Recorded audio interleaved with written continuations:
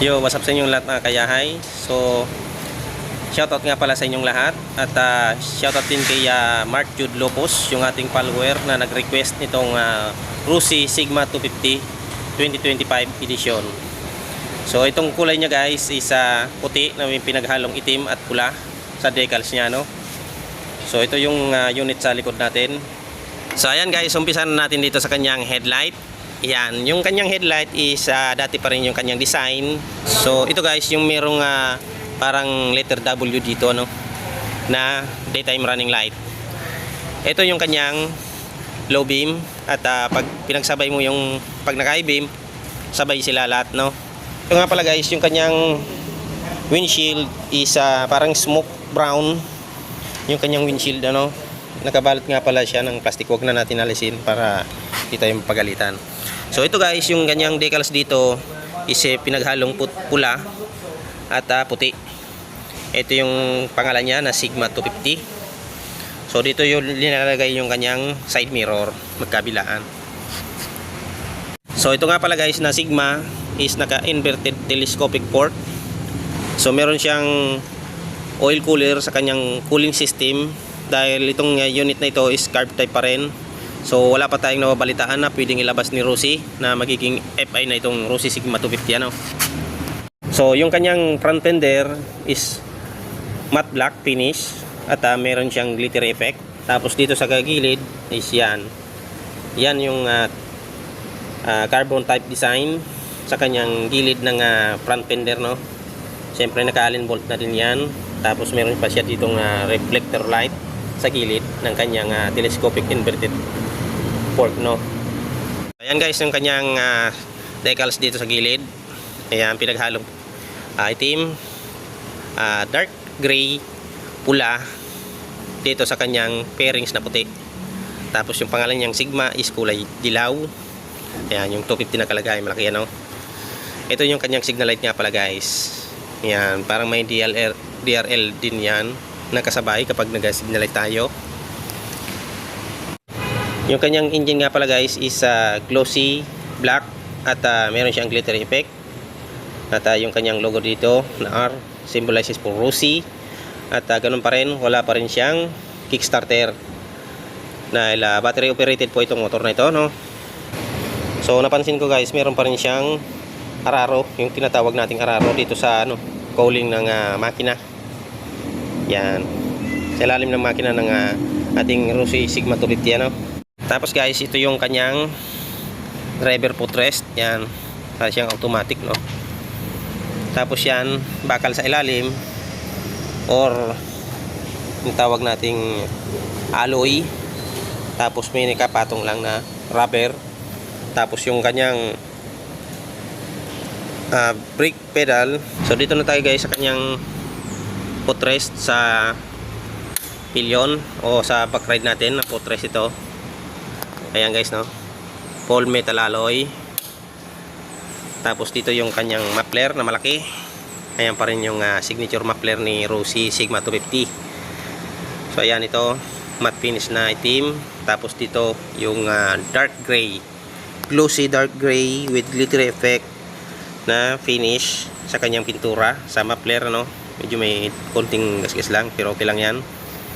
Tapos meron din siyang heat guard na carbon type design na naka-allen bolt. So plastic siya guys, na hindi naman siya gaano kakapalan, manipis lang. Ayan, rubberized plastic ang ginamit dito na muffler cover ni Rusi, ano.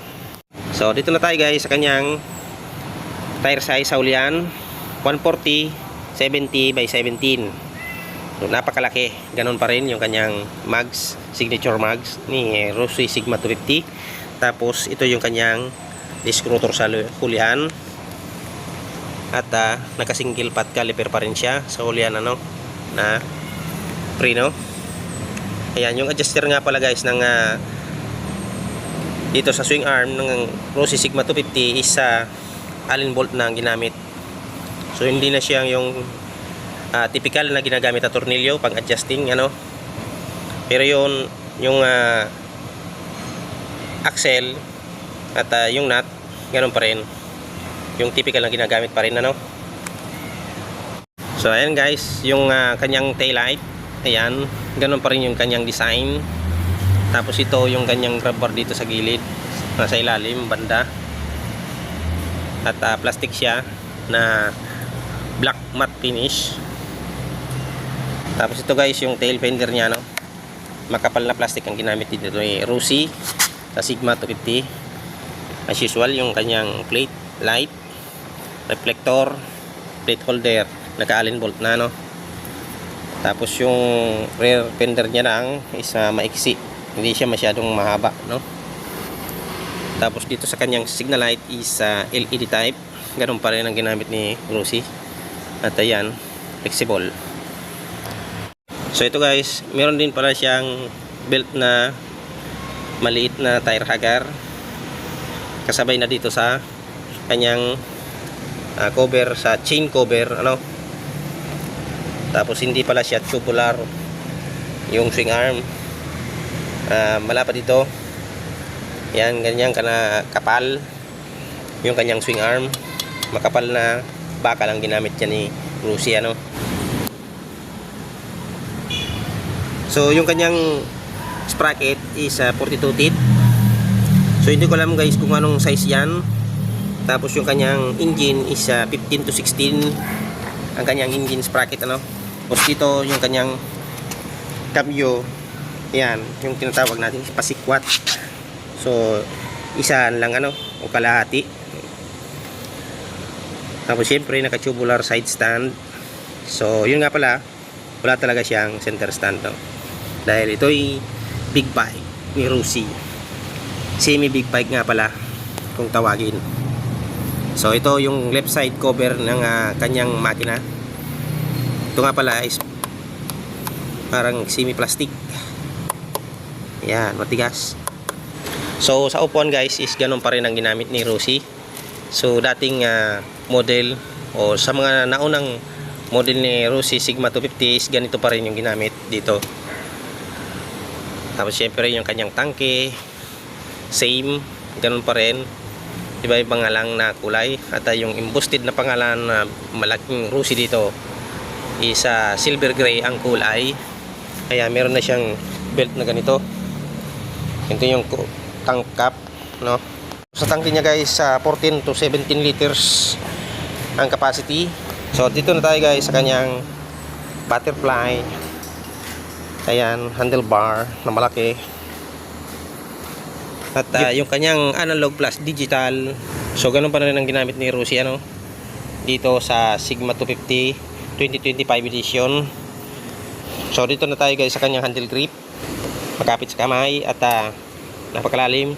Ayan o, lalim ng kanyang throttle. Tapos dito yung kanyang off, park light in on, ang kanyang headlight. May kill switch pa rin siya guys no. At yung kanyang push button, ayan, yung kanyang tip end is nasa 2 inch. Ayan, yung kanyang brake lever guys. Sa kanyang switch, ignition switch is ganun pa rin yung ginamit ni Rossi ano, yung katulad ng dati sa mga naunang model. Pero yung susi niya is ganito na. Ayan, at apat pa rin na pair ng susi ni Rossi ano. Ito na tayo guys sa kanyang left side. Yung kanyang handle grip is ganon din, magkapit sa kamay. At hindi na natin pwedeng tanggalin ito dahil bawal no.